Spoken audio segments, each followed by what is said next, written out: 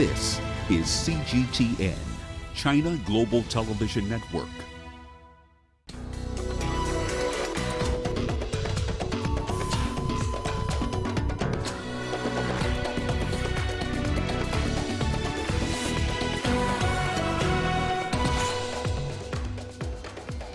UN panel releases report on climate change. What's in it for Africa and the world? French troops up their game in tackling armed groups in Mali.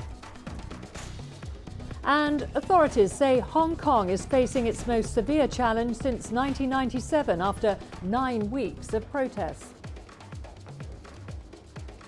Hello and welcome to CGTN. This is Africa Live and I'm Karen Roberts in Nairobi. Also coming up in the programme. In business, Zimbabwe signs deal with South Africa's Eskom for 400 megawatts of electricity per week. And in sports, FIFA officials in Nigeria for Under-20 Women's World Cup facility inspection. Hong Kong police are warning of more protests to be held in various areas, including the Hong Kong International Airport. They urge protesters to be peaceful and follow the law. The police respect every citizen's rights to express their views freely. We are willing to facilitate public gatherings to proceed in an orderly manner. But in fact, the recent skirmishes have extended to various districts and caused great destruction to different facilities in society. Such violent acts have also put the public in danger. These protests are not peaceful expression of speech. Therefore, I appeal to members of the public to restore to peaceful, rational, and orderly participation in public meetings and processions. The French military are using their mountain expertise to crack down on jihadists in the Mali desert with new all-terrain armoured vehicles. They've been using the vehicles for the first time in the Gourma region. The French Barkhane soldiers moved to Gossi in January this year. Well, the base was inaugurated in June and is considered a supply point for armed groups operating in the Sahel region. The vehicles allow the forces to drive through difficult terrain with minimum risk and to avoid getting stuck in the mud or in the sand.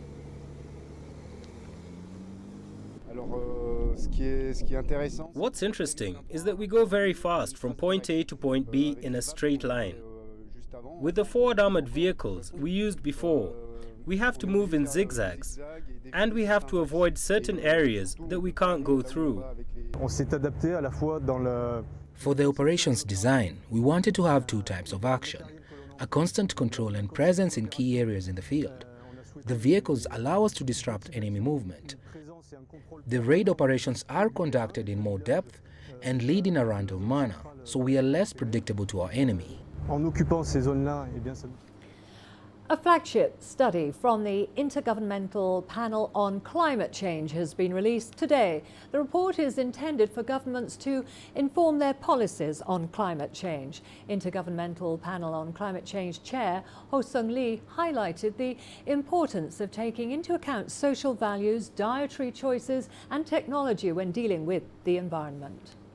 Regarding the policy use of this report, I want to report to you that this report will be conveyed to the major findings of this report will convey to the UN Convention to combat the desertification, the COP14 that will be held in September in New Delhi, as well as to the UN Secretary General's Climate Summit that will be held in New York, September. The IPCC does not prescribe what dietary choices need be to acquire these climate goals.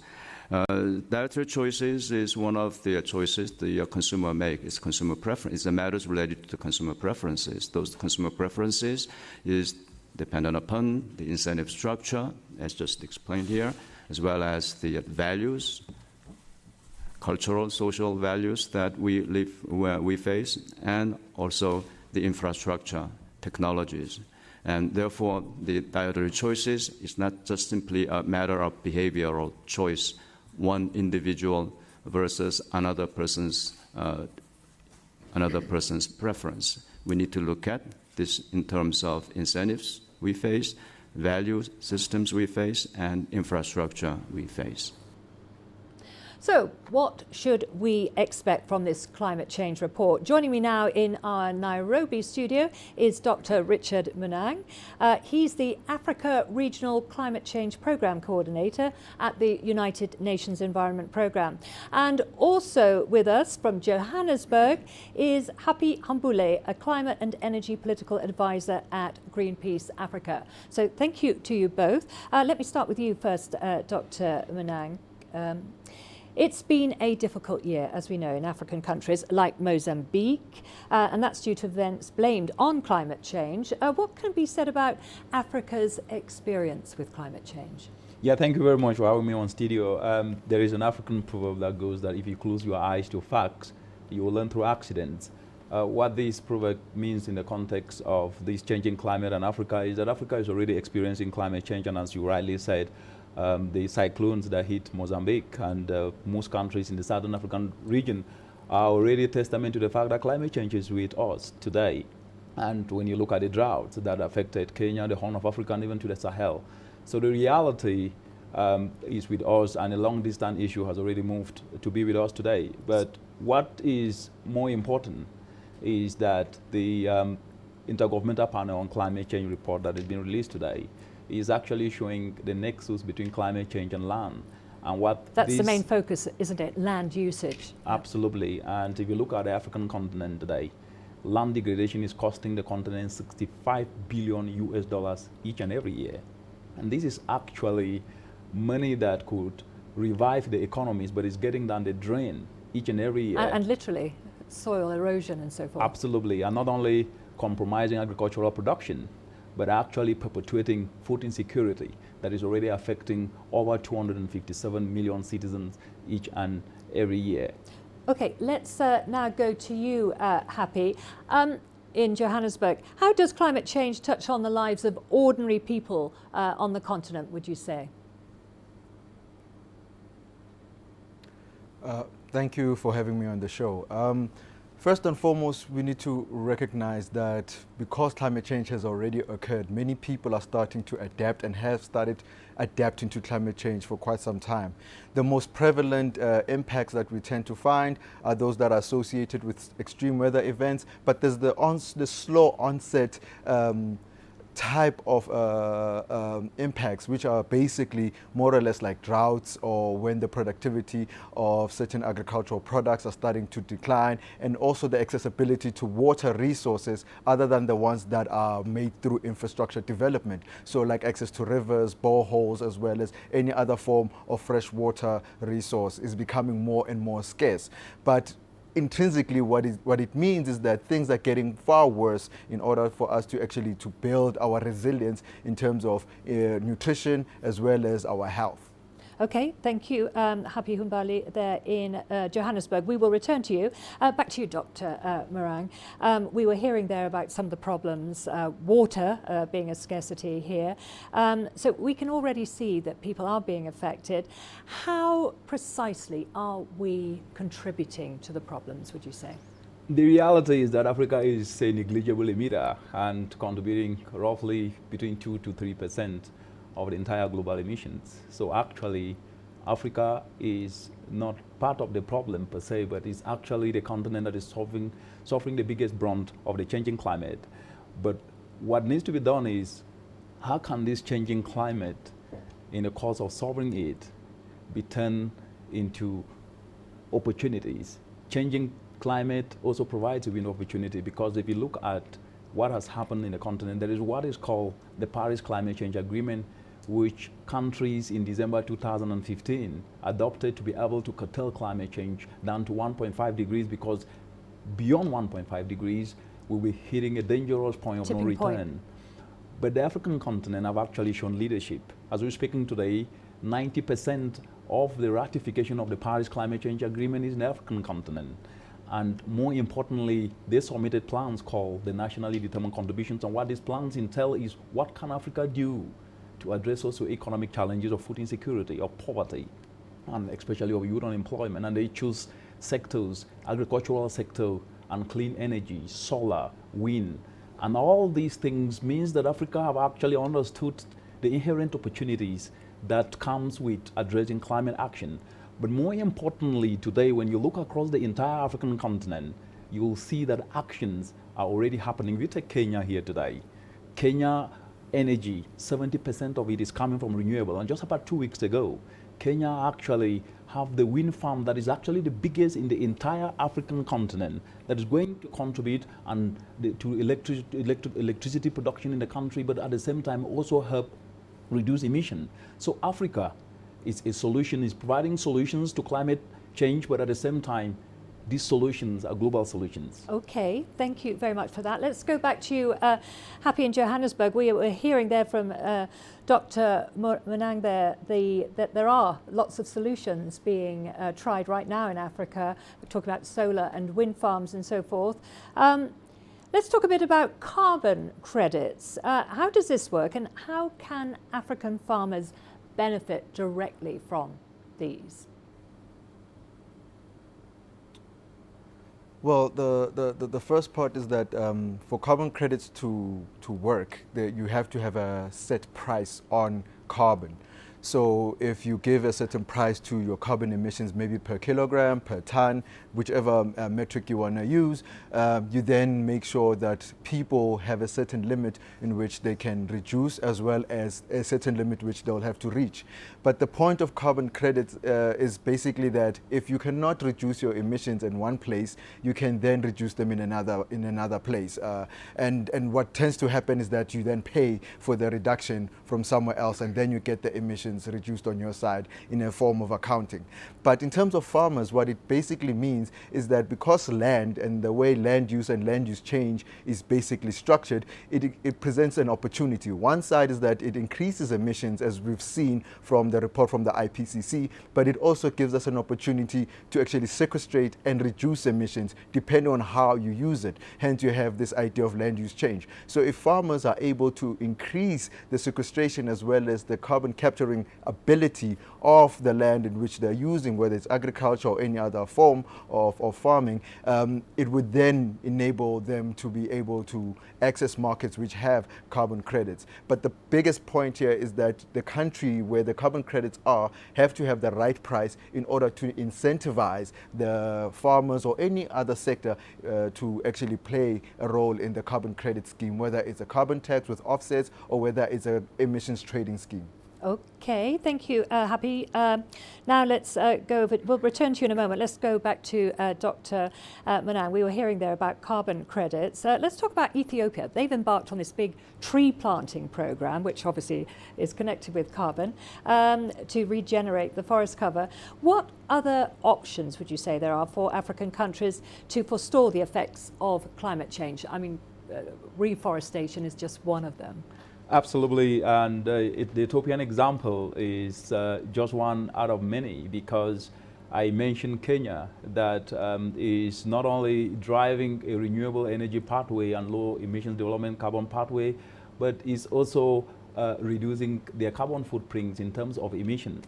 And when you look at other countries, the 90% that have ratified the Paris Climate Change Agreement, they're moving towards the same pathway. But the most important aspect, in addition to afforestation, in addition to sustainable practices, agricultural practices, is that if you look at the African continent, each and every year they're losing food in the form of what is called post-harvest losses, worth $48 billion. And this is as a result of inefficiencies in the entire global value chain. That is lack of value addition for what is produced.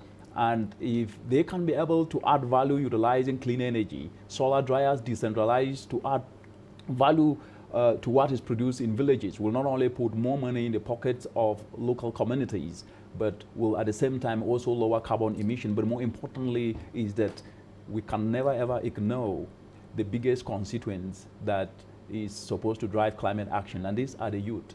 We have 60% of the population in the entire African continent that is youthful.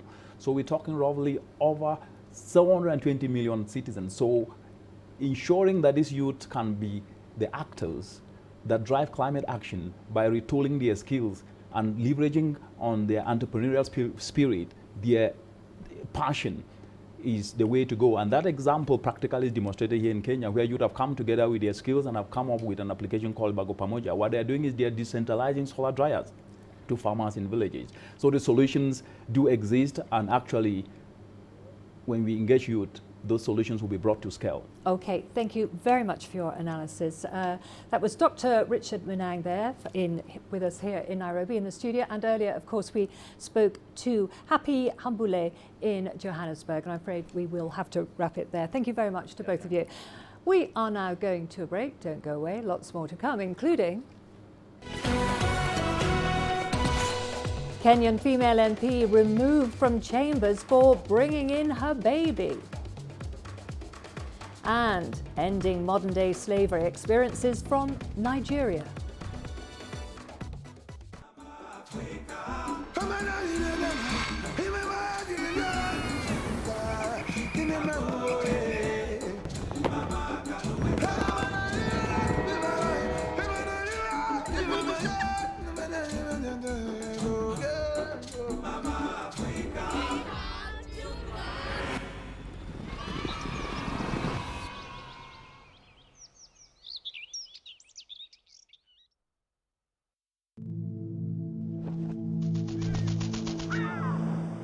How will your world change today? What happens here? What happens there? Or what you make happen for yourself? If it matters to you, it matters to us too. Your stories are the stories that need to be told. Africa Live. Find your voice. For a look at some economic data out of the country, the country's foreign currency reserves. With a dedicated and diverse team of anchors, CGTN now brings Africa to the palm of your hand. I'm Penina Karibe in the heart of Nairobi, which is bustling. From everyday heroes to the continent's most powerful figures, we bring their voices to you. We haven't changed, and this is something most of us are very excited about. We bring you news that's changing perspectives. Reporting from Nairobi City Center. News that brings Africa to the world.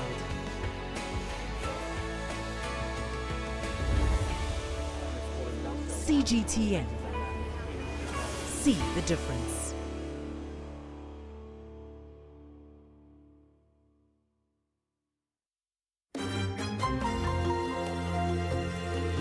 Africa Live. Find your voice.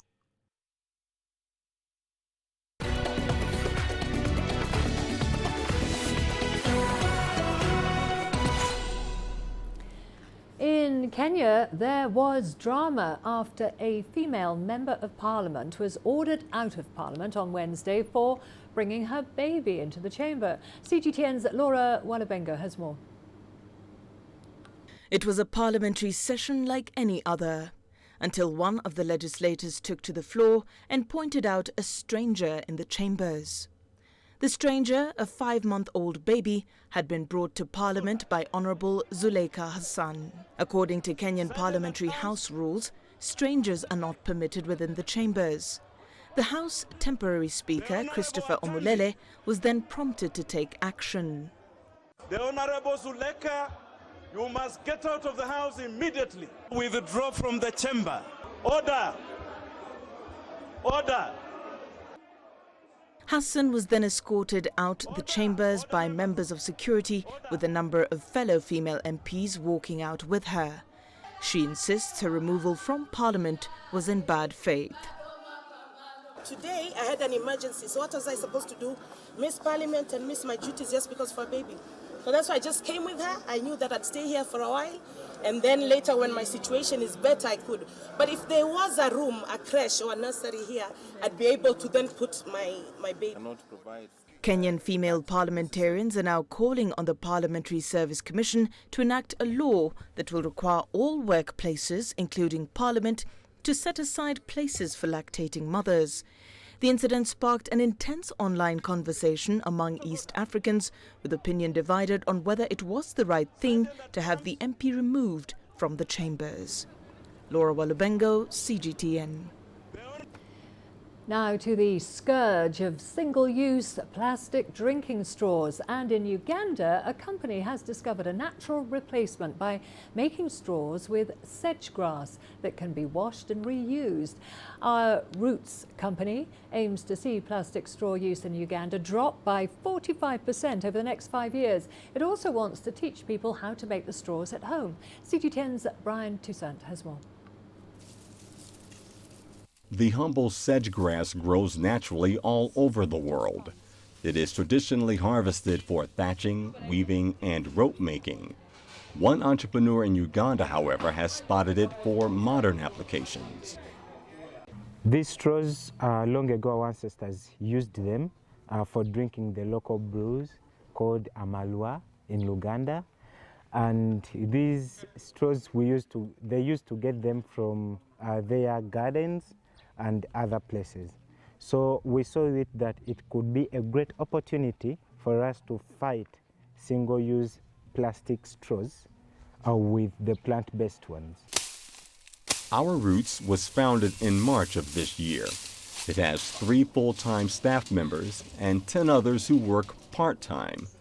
The workers sort, cut, and sand down the sedge grass stalks and then prepare them for cleaning and drying. We collect 2 types of the sedge grass, and one is thick and wider. This is why we call it the reusable straw, because you can be able to clean it many times as possible. And then one is thinner, which cannot allow you to be reusing it daily. So the moment you wash it badly, you can break it. The eco-friendly business charges about 25 cents per straw, but gives a discount for bulk purchases. We use 3 steps of sanitizing our straws. So we wash them and then boil into hot water. We bring them for sun drying, and then after sun drying, we take them into our microwave and then we pack. So they are ready to use. This restaurant in Uganda's capital of Kampala is the first to stock the natural straws. It was looking to cut down on its plastic waste. We've been seeing a lot of plastic waste pile up actually in our restaurant, among others, and really in plastics, with containers, with straws, and this is one of the forefront items which we see in the glass in front of our client every day, and really we thought this is a really great place to start. Feedback from customers and staff has been positive. This is the first time I'm seeing it. Before, I've used the paper straws and the plastic that are very common everywhere. But I would absolutely use them at home because I feel like you can clean them better and I mean, it's natural. It's estimated that plastic straws take 200 years to decompose, whereas the sedge grass straws decompose in only 3 weeks. Brian Toussaint, CGTN. As the world marks 400 years since the first recorded African slaves arrived in North America, slavery remains a modern-day problem. According to the United Nations, over 40 million people are estimated to be trapped in forced labor, forced marriages, or other forms of sexual exploitation. CG10's Michael Karanja has this story. Slavery can be defined as situations of exploitation that a person cannot refuse or leave because of threats, violence, coercion, or deception. Most people fall into these circumstances while searching for a better life away from home. There are some states in the country that the parents see it as a thing of pride that the child has gone abroad. So they don't care how, these children go, what they do when they get there. The most important thing is for them to say, my child is abroad. So there needs to be a total reorientation. There needs to be, continuous education. There has to be continuous enlightenment and even punishment. Blessing was only 6 years old when her mother arranged for her to become an unpaid housemaid on the promise of acquiring an education. However, when she got to her employer, she instead faced various forms of severe mistreatment that she could not open up about to anyone. She was caged. You tell me that my mother is coming. that I should not tell her what is happening to me. That I am not even going to say anything. That she will not allow me to say anything. She will only allow me to greet her, tell her all these things. That if she asks me that how am I doing, I should say that I'm doing fine. If not, if she go, what she will do to me, I will regret why my own mother brought me to the house. Claudia Sadalo, now 28, says she was forced into prostitution after dropping out of university in search of greener pasture in Russia. She suffered internal injuries after being forced to sleep with up to 20 men daily. Claudia was able to escape and now works as a tailor back in Benin. I feel like I paid the ultimate price for my family.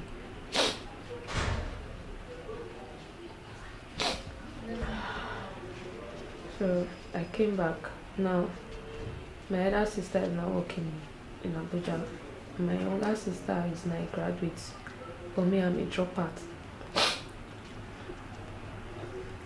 But I thank God I came back alive. Progress Omovie also found herself enslaved after leaving Nigeria in 2015 in search of work. She paid an agent about $2,000 of borrowed money to smuggle her across the Sahara Desert to Libya, hoping eventually to reach Europe. Once in Libya, Omovie started as a cleaner for a well-off Arab family in Tripoli. I worked 3 months. They did not pay me in that house. No small suffer. In the morning like this, I will brush the rug with soap and this thing. With soap and chlorine. After I brush it, before we eat safe, it's 3 o'clock in the afternoon. Another agent promised to help Omovie escape by sending her to Italy. But she was rounded up by police on the Libyan coast and detained for 6 months. She later returned to Nigeria in July under a state program to help refugees and migrants. Michael Karanja, CGTN.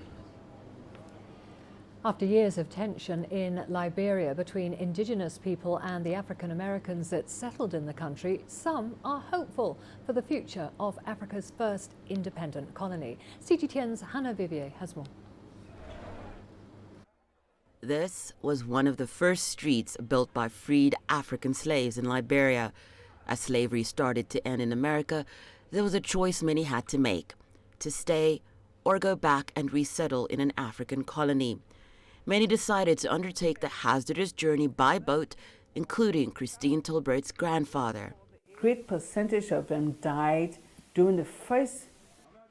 Founded by born free and freed slaves from the U.S. and the Caribbean, Liberia is Africa's first and oldest modern republic.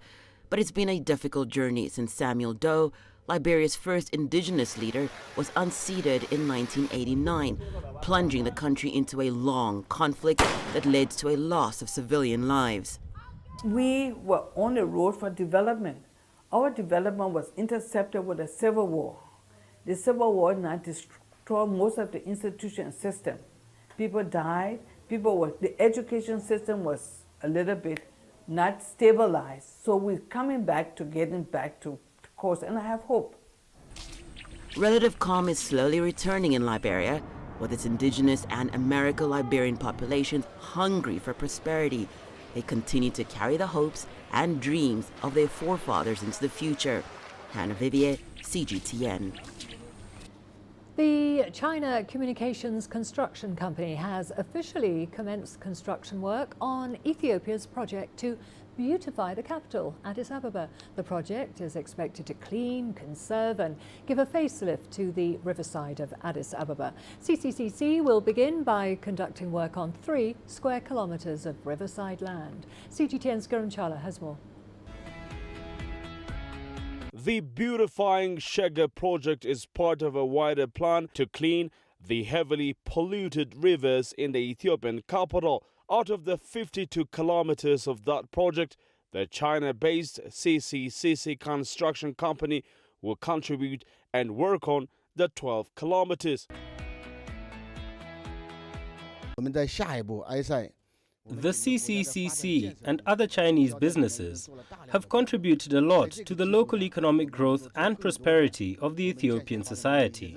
We want to work closer with and contribute more to the development of infrastructure, such as the riverside projects, so that we can add more to the China-Ethiopia friendship. Immediately after the launch of the Beautifying Shega project, The whole country had given it an overwhelming support, and this idea of Prime Minister Abiy Ahmed has managed to get a global attention too. China, though, made the largest pledge of it all. It will build 12 kilometers of the whole project free of charge. China has given grants to many African states this year. This is apart from the usual project investment we already know. We remember the continent-wide grant given in the form of the building of the African Union headquarters. And now China has allocated a huge sum of money to support the Riverside project. This grant is a sign of an ever stronger relationship between our two countries. Now that the much-anticipated project is coming to a reality, CCCC has started mixing sand, cement and water to build parks, walkways and landmarks. This has excited Addis Ababa residents. This is truly exciting. When you look at the rivers of our city, even the one behind me, the pollution and smell are unbearable. The project ongoing will fix all that. We will have parks, and above all, it will allow us to live a better life.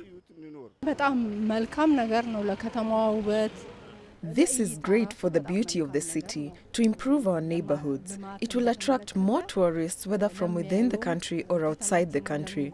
It is a wonderful time for the young generation to live in. The China Communications Construction Company is expected to finish its share of the river land development by April 2020. Already, excitements are high to eventually see the full finalization of the beautifying sugar project in just a few years' time. Group Tala CGTN, Addis Ababa, Ethiopia. After the break, all the business news, including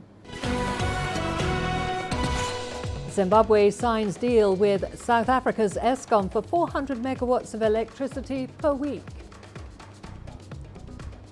And Egypt's Suez Canal profits rise to $5.9 billion.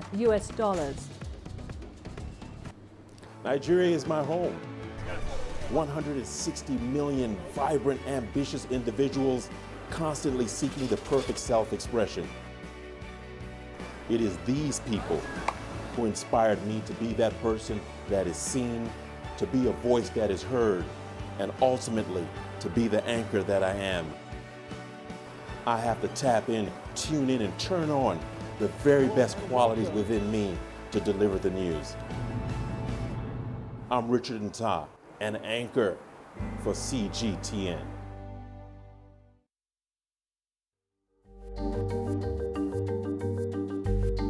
Africa Live. Find your voice.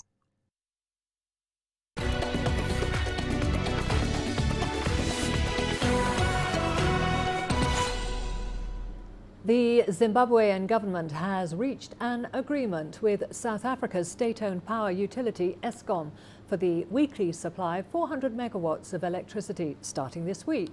Zimbabwe has commenced payment of $890,000 per week towards the settlement of its debts to Eskom. Electricity generation at Kariba hydropower station is down to 180 megawatts, which is not enough to power the capital Harare alone.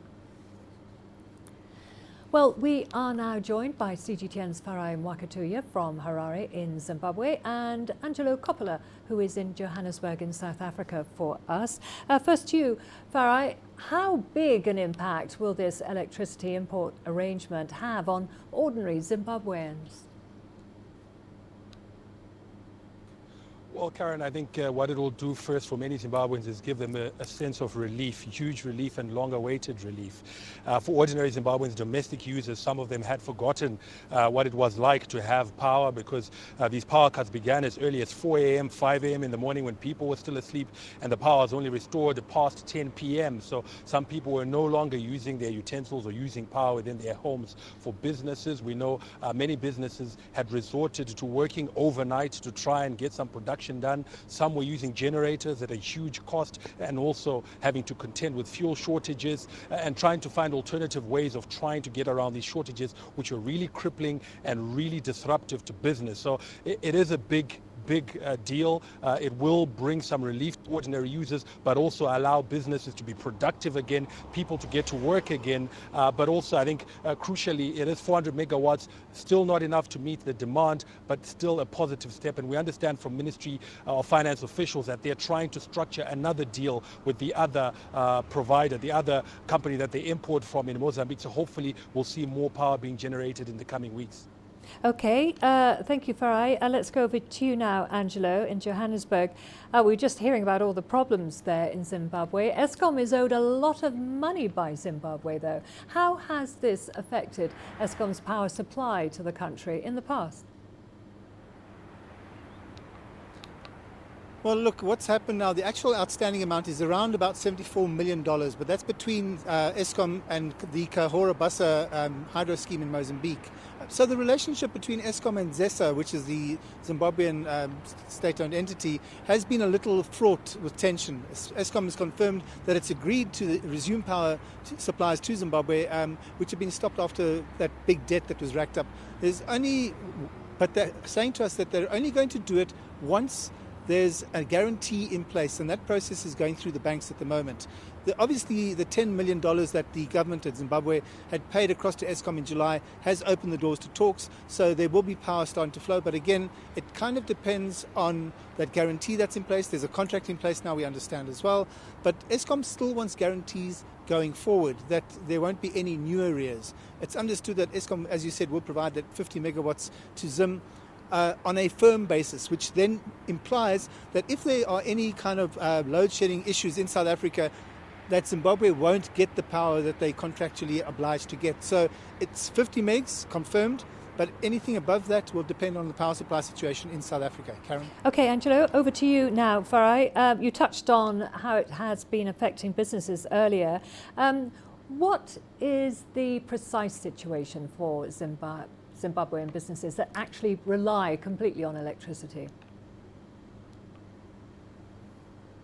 Well, the situation has been dire in the past few weeks. I remember going to one of the areas where people have been engaged in businesses such as welding, manufacturing of metal fabrication, basically. And they don't start work until 11 p.m. at night, if you can believe it, because that is the only time that they get power, and they get it for about 6 or 7 hours per day. So it has forced people to rearrange and restructure their lifestyles and their work schedules. Some businesses, fast food outlets, restaurants, only operate during peak lunch hours because they can't afford to run generators throughout the course of the day. So the harsh reality for many businesses here is that they've had to look for alternatives where they've had to find generators, but again at a very high cost that's impacted their capacity, their margins, and their capacity to deliver a low cost or to make a profit, or to find solar alternatives. But again, the prices of some of those units have gone up because of the increased demand. So it has been a very tough situation. Some businesses have forced people to come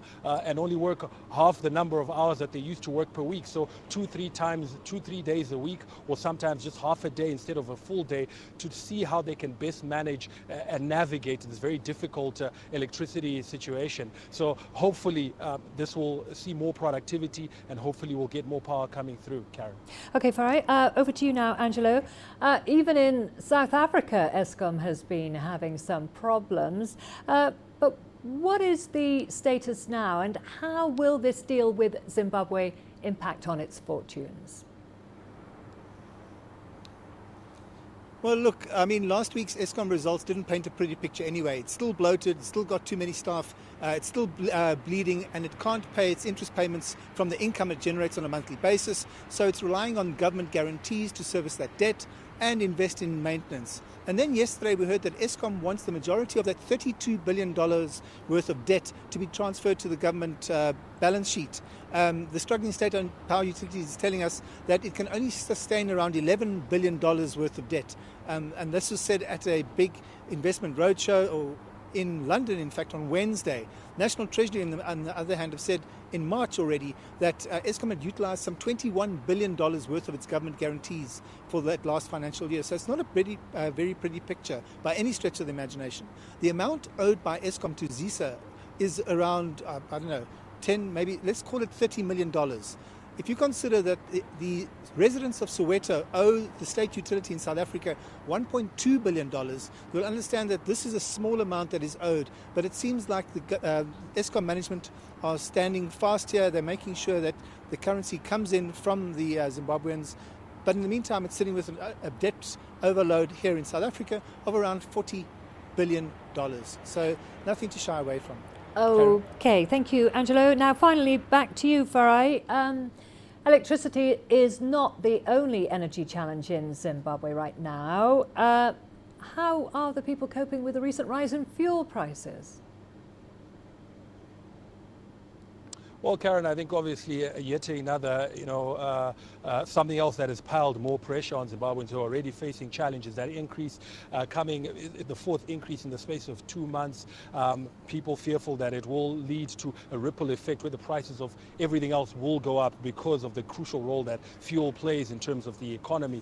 But I think many motorists, many transport operators, people who rely on fuel I've spoken to are frustrated because despite the increases and the number of increases we've seen, there hasn't been an increase in supply. The supply situation hasn't improved. And in fact, this week has been particularly bad.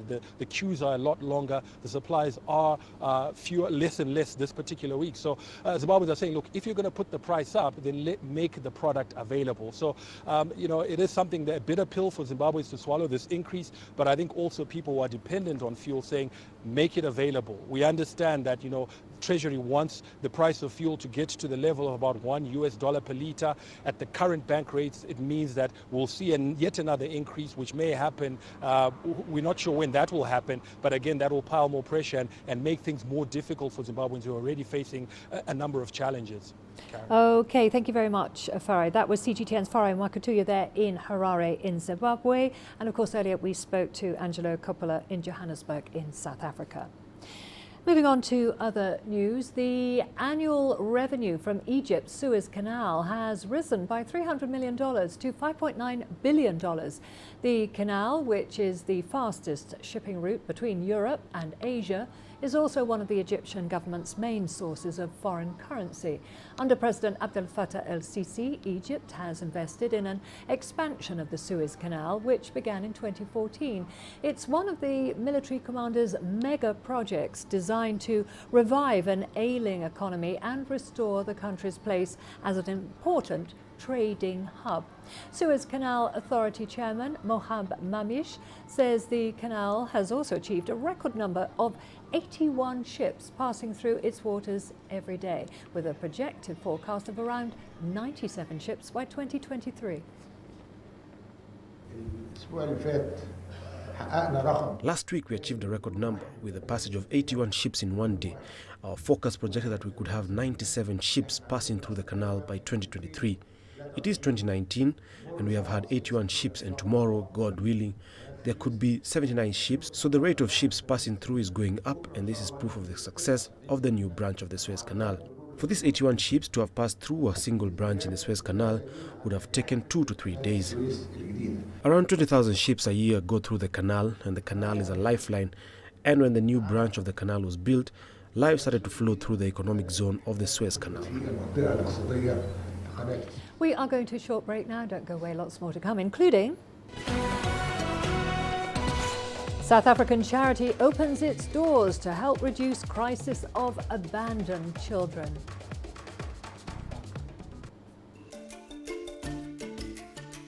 Africa Live. Find your voice.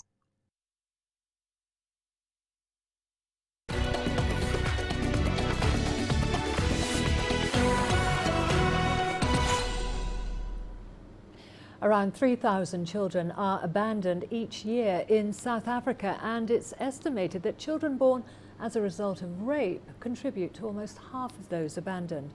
A local charity called Door of Hope has been doing its best to take in and take care of the children. CGTN's Daniela Pearson has that story. Orphanages in South Africa are overwhelmed by the number of babies each year. Babies are simply left in the streets, but a few are abandoned on the doorsteps of baby homes, like Door of Hope.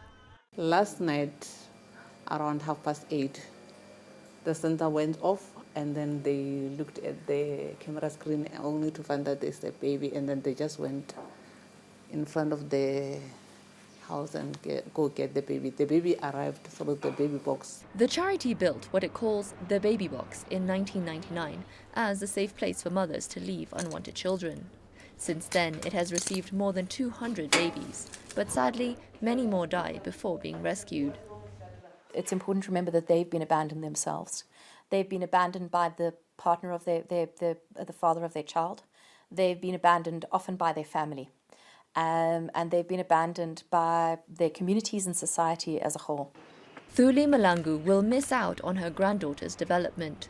She and her daughter decided to give up the little girl for adoption because they could not raise her. Thuli's daughter became pregnant at 21. They consider adoption as you are throwing a baby away. I chose not to follow through, break the chains. I chose, and I'm happier. Adoption agencies and children's rights groups have been worried about a drop in the number of adoptions in the country.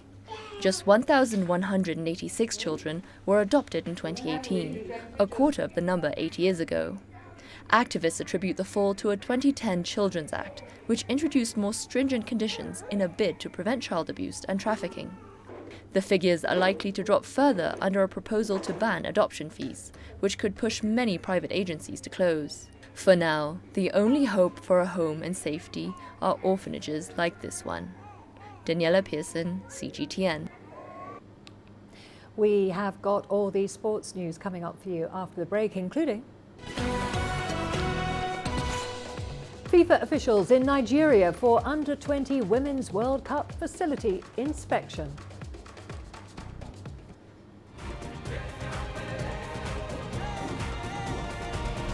Africa Live. Find your voice.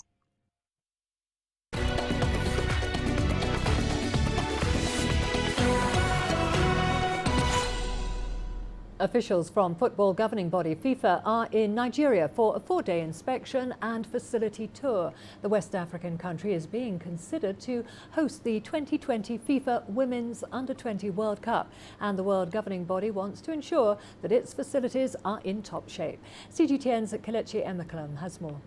Major sporting facilities lie in the heart of Lagos, Nigeria's commercial capital. Authorities have spent several months upgrading them in a bid to get a nod to host the Women's Under-20 World Cup, and work is still ongoing. It's an opportunity for us again to renovate our facilities, bring them up to speed, because you know FIFA standards are actually very high. So it gives us an opportunity to upgrade our facilities. Again, the commercial benefits cannot be overemphasized. The business, the transportation, hotels and all that. All those funds will be spent in Lagos. So the economic benefits for us, apart from the sporting benefits, are tremendous, and we want to make sure that we maximize all of them. FIFA could spend as much as $4 million on the event. They're inspecting the stadia, hospitals, training sites and hotels as well. And the facility assessment is the first phase of FIFA's analysis of Nigeria's hosting bid. Yeah, we all know that Nigeria has a massive reputation for great football. We've known that since FIFA has hosted events here in '99 and also in 2009 as well. Bringing a women's tournament here would obviously be very good for the development of women's football in Nigeria and in Africa as a whole as well.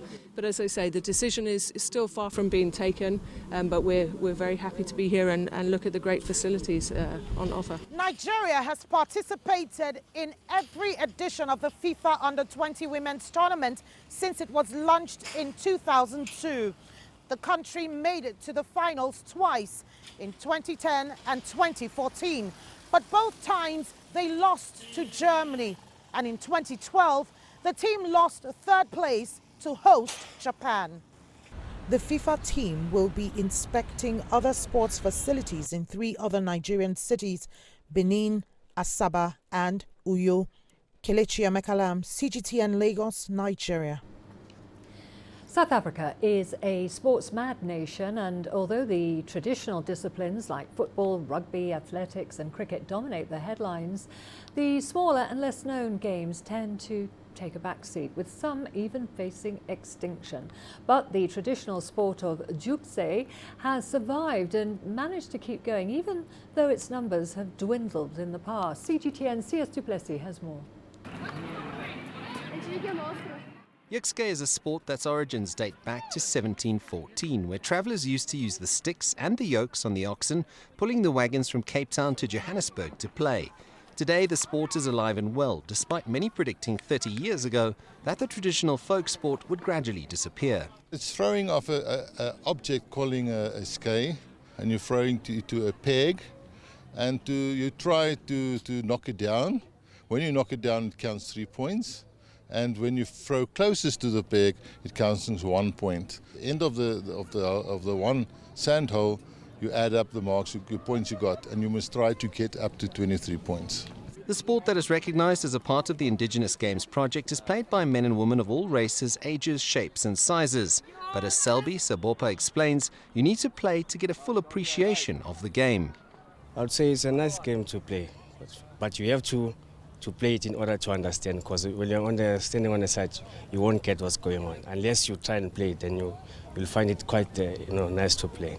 The game currently is played by 3,500 school children around the Rainbow Nation, and with development projects running in southern Africa, it bodes well for the future of Jukse. I think we need to focus on development, specifically our kids, children, but I also think about development in different countries.